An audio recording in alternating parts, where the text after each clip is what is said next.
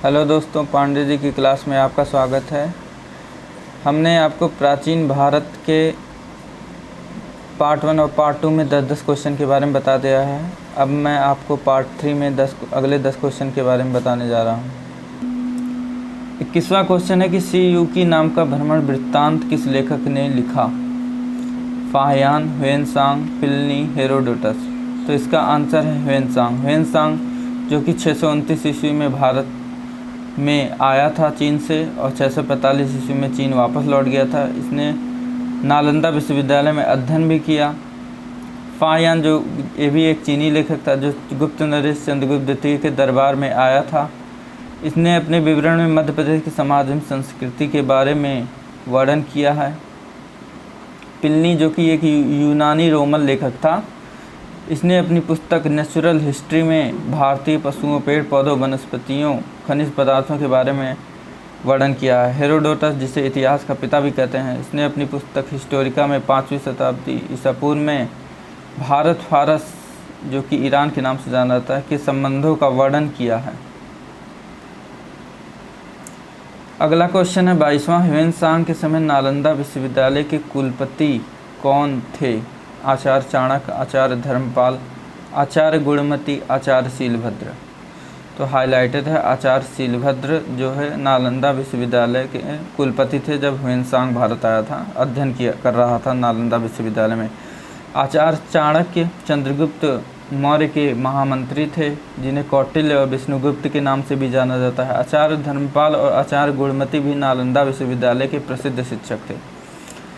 अगला क्वेश्चन है 23वां कि जैन कवि रविकीर्ति द्वारा रचित ऐहोल अभिलेख किस राजा के सम्मान में लिखा गया था? पुलकेशिन द्वितीय, स्कंदगुप्त, समुद्रगुप्त, रुद्रदामन। तो जैन कवि रविकीर्ति द्वारा रचित ऐहोल अभिलेख पुलकेशिन द्वितीय के सम्मान में लिखा गया था। ऐहोल अभिलेख कर्नाटक राज्य के ऐहोल में मुगती जैन मंदिर में एक 19 पंक्तियों का संस्कृत शिलालेख है। यह 634-35 ईस्वी का एक स्तुति लेख भी है।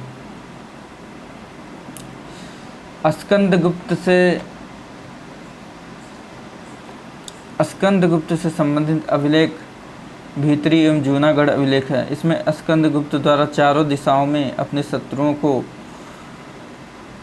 पराजित करने के बारे में दिखाया गया है तथा अपने शत्रुओं से उसने संघर्ष किया, जैसे कि पुष्यमित्रों, मलेच्छों तथा हूणों के साथ संघर्ष किया, इसके बारे में वर्णन है।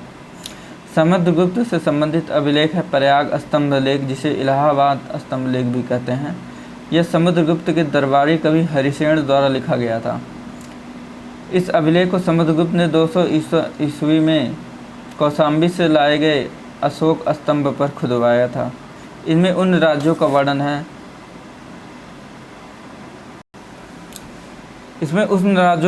है जिसको समुद्रगुप्त ने हराया था और वे राज्य समुद्रगुप्त के अधीन हो गए थे।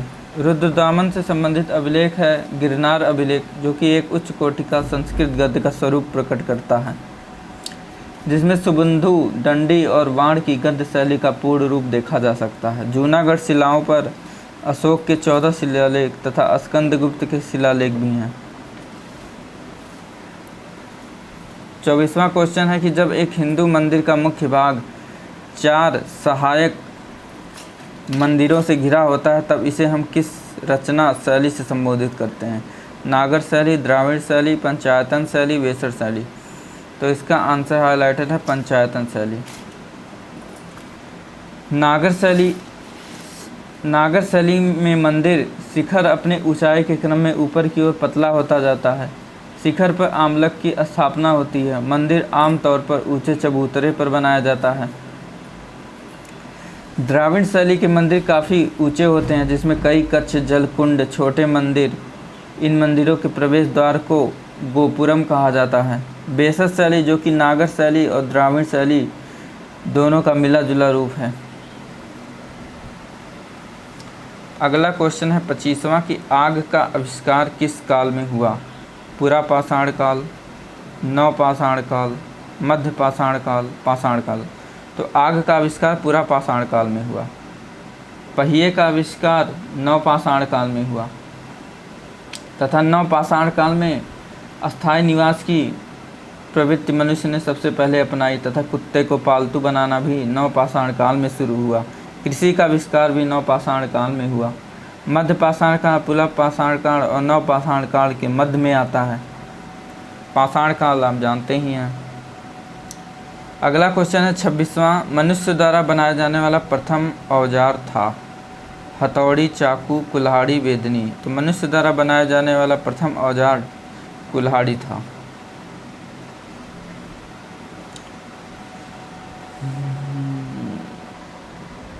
अगला क्वेश्चन है कि 27वां, मानव द्वारा सर्वप्रथम प्रयुक्त अनाज था। गेहूं, चावल, बाजरा, जौ। तो मानव द्वारा सर्वप्रथम प्रयुक्त अनाज चावल था। गेहूं और जौ कृषि के लिए अपनाई गई पहली फसल थी। बाजरा जो है वो संभवतः दक्षिण अफ्रीका से भारत में लाया गया था। अगला क्वेश्चन है 28वां, कृषि का प्रथम उदाहरण कहाँ से प्राप्त हुआ है। लोथल, धौलावीरा, मेहरगढ़, कोल्डिवा। तो कृषि का प्रथम उदाहरण मेहरगढ़ से प्राप्त हुआ है। मेहरगढ़ आज के बलूचिस्तान में बोलन नदी के किनारे स्थित है। धौलावीरा सिंधु सभ्यता का सबसे सुंदर नगर है। इसमें अच्छी जल प्रबंधन प्रणाली के बारे में बताया गया कि यहाँ पे अच्छी जल प्रबंधन प्रणाली थी तथा यह गुजरात के कच्छ जिले में स्थित थी तथा इसकी खोज जगपति जोशी ने 1968 में की थी। लोथल जो कि गुजरात में भोगवा नदी के किनारे विकसित सिंधु सभ्यता का प्रमुख केंद्र था तथा बंदरगाह भी था। कोल्डिवा का संबंध चावल के प्राचीनतम साक्ष्य से है।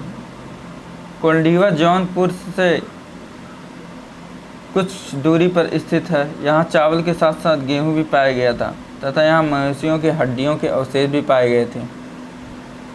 29वां क्वेश्चन है, भारत में सबसे पहले पूरा पाषाण कालीन औजारों की खोज किसने की। दयाराम साहनी, रॉबर्ट ब्रूटफुट, रिजले, राखाल दास बनर्जी।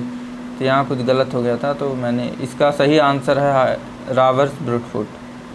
भारत में सबसे पहले पूरा पाषाण कालीन औजारों की खोज रॉबर्ट ब्रूटफुट ने की थी।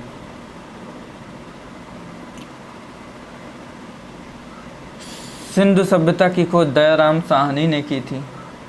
रिजले जो कि भारतीय नागरिक सेवा के अधिकारी थे जिन्होंने प्रथम बार वैज्ञानिक आधार पर भारत की जनसंख्या का प्रजातीय विभेदीकरण किया था।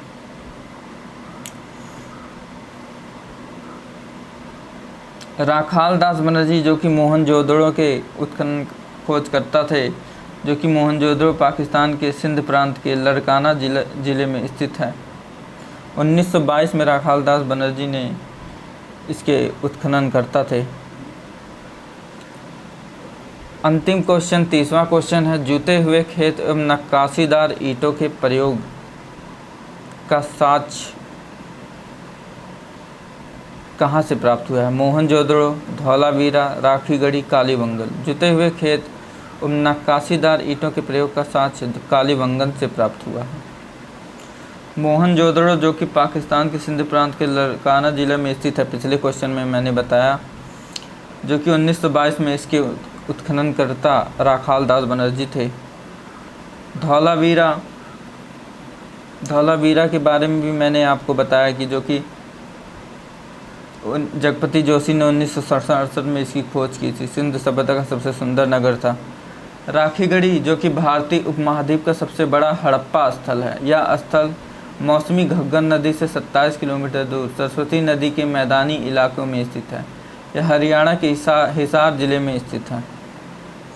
तो मित्रों, आज का पार्ट 3 यहीं पे ख़त्म होता है। अगर आप अगला पार्ट 4 चाहते हैं तो चैनल को लाइक कीजिए और सब्सक्राइब करिए। धन्यवाद।